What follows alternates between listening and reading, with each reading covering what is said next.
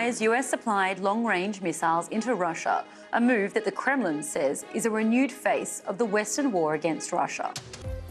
President Biden approves the sending of anti-personnel mines to Ukraine to combat advances by Russian troops in another major reversal of defence policy.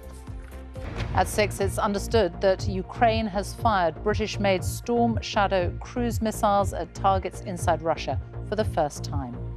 The use of Storm Shadow missiles comes just a day after Ukraine fired US missiles into Russian territory. Here in Ukraine, no confirmation, but the country's defence minister says it's using all means at its disposal to defend itself. The BBC understands that Ukraine has fired British-made Storm Shadow cruise missiles into Russian territory for the first time. It's thought they were fired on at least one target inside Russia and comes just a day after Ukraine fired US-made ballistic missiles known as ATACMS into a neighbouring Russian region. Well, BBC Verify's Nick Eardley is here and he can tell us more, Nick. Thank you very much, Sophie. The UK has been providing Storm Shadows to Ukraine for months, but this is the first time they've been fired into Russian territory. We can show you here the first footage we can find claiming to show the strikes. In that video, you can hear what sounds like missiles in the background, although we can't see them, so we can't be sure what they are. But we've geolocated that video to Kursk in the west of Russia. Kursk, remember, is where many Ukrainian troops have been fighting Russia on its own soil. This picture has also appeared on the messaging app Telegram, claiming to be fragments of a Storm Shadow missile, also in Kursk. We've spoken to weapons expert. One told us that this does match what a Storm Shadow would look like. Another couldn't be sure, but the image does appear to be new and uploaded today. Just to explain a bit more about what Storm Shadows are, this is what they look like. The UK gave some to Ukraine, but on the condition they were only used within Ukrainian borders. But after the US decision to allow their ATACMS missiles to be used to hit Russian targets, it was thought the UK and others would follow suit. All of these weapons have enough range to hit well into Russian territory. You can see here, Storm Shadows have a range of over 150 miles, around 250 kilometres, which would put all of these areas in blue there in range. The expectation is Ukraine will only target military sites.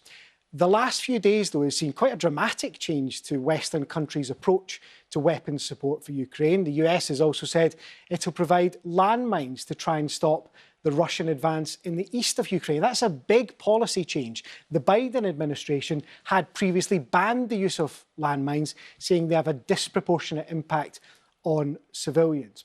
Ukraine is already the country with the most landmines in the world, according to the UN. Have a look at this map here. You can see the extent of where it's thought that mines have been laid. The US says the new landmines they're providing will be time limited, although some charities think that it will add to the threat to civilians.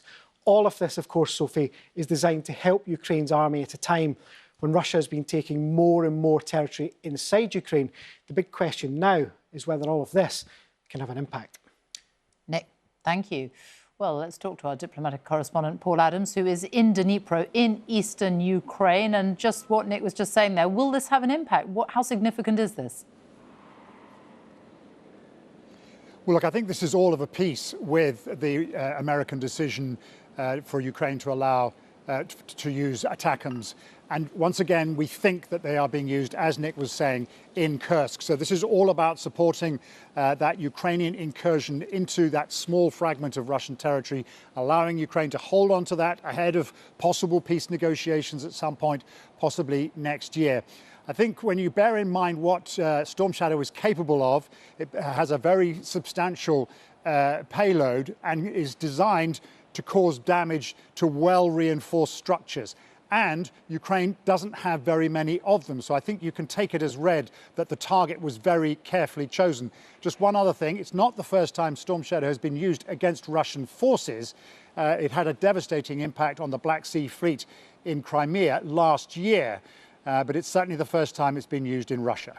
Paul Adams, thank you. Well, let's talk to our political editor, Chris Mason, who is in Westminster. And Chris, a lot of people are going to worry that this move will draw the UK further into the war. How much of a moment is this? This is undoubtedly a moment after months and months of very protracted and very public conversation about it. I interviewed President Zelensky of Ukraine here in London back in the summer in July. That's 4 months ago, and he was making the case for that then. The Prime Minister was at the White House in Washington in September in conversation with President Biden about it then.